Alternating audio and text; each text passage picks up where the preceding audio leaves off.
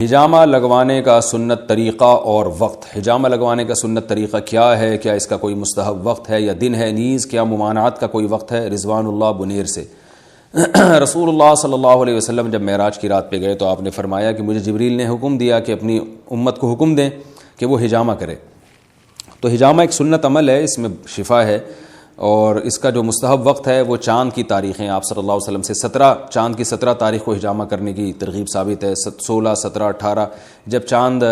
خوب چمک رہا ہوتا ہے تو ان چاند کا چونکہ انسان کے بلڈ پہ اثر پڑتا ہے تو ان ایام میں ہجامے کا زیادہ فائدہ ہے۔ باقی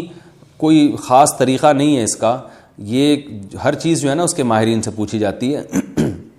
تو جس نے بھی ہجامہ کروانا ہو تو ہجامہ کے ماہر ڈاکٹر یا جو بھی حکیم جو ہجامہ کے ماہر ہوں ان سے پوچھیں، ان سے مشورہ لیں۔ ہر بیماری کے ہجامہ کے پوائنٹ الگ ہوتے ہیں۔ ایک تو جنرل پوائنٹ ہے جو حدیث سے ثابت ہے کہ دونوں کندھوں کے درمیان آپ صلی اللہ علیہ وسلم نے ہجامہ کروایا ہے، تو یہ تو جنرل پوائنٹ ہے، یہ ویسے ہی کروا لینا چاہیے اگر کوئی حکیم یا ڈاکٹر اجازت دے، کیونکہ اس میں بعض دفعہ یہ بھی ہوتا ہے کوئی آپ کو بیماری ہے یا کوئی ایسا مسئلہ ہے تو وہ بلڈ رکتا ہی نہیں، پھر وہ بعض لوگ مر بھی گئے ہیں ہجامے سے کہ وہ ہجامہ کروایا بلڈ رکا ہی نہیں ان کا، اور بعض دفعہ ایسا ہوتا ہے کہ ہجامہ کرنے والا کوئی استعمال شدہ بلیڈ آپ کے لگا دیتا ہے تو اس سے اس کی بیماری آپ میں ٹرانسفر ہو جاتی ہے۔ تو آج کل ہر آدمی نے بیگ اٹھایا ہوا ہے اور ہجامہ سینٹر کھولا ہوا ہے، پیسے کما رہا ہے، تو پہلے تحقیق کر لینی چاہیے کہ ریلائبل ہے بھی یا نہیں ہے، اور پھر ہر بیماری کے لیے ہجامہ کے پوائنٹ الگ ہیں۔ تو جو ماہر ڈاکٹر بتائے، یہاں کراچی میں جو ڈاکٹر امجد صاحب ہیں،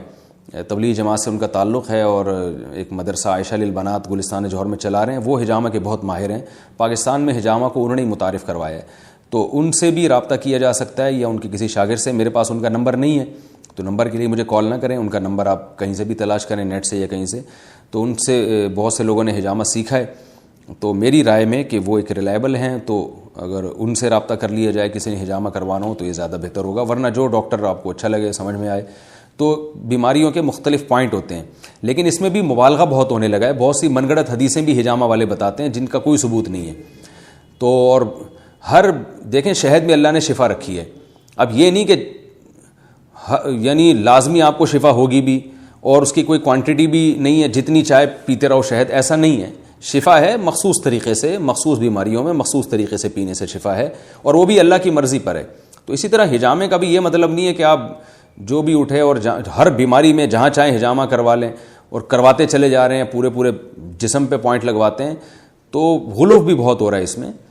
ایک شفا کا طریقہ ہے، ذریعہ ہے، لیکن اللہ کی مشیت کے ساتھ اللہ چاہے گا تو شفا ہوگی، نہیں چاہے گا تو کچھ بھی کرواتے رہے، نہیں ہوگی۔ تو اس میں بھی احتیاط کی ضرورت ہے، کسی ماہر ڈاکٹر سے یا حکیم سے کروائیں یا جو ہجامہ کا ماہر ہو اور اس کو بیماریوں کا پتہ ہو کہ کون سی بیماری میں کہاں کرایا جاتا ہے، اور اعتدال کے ساتھ کروائیں، حد سے زیادہ نہ کروائیں۔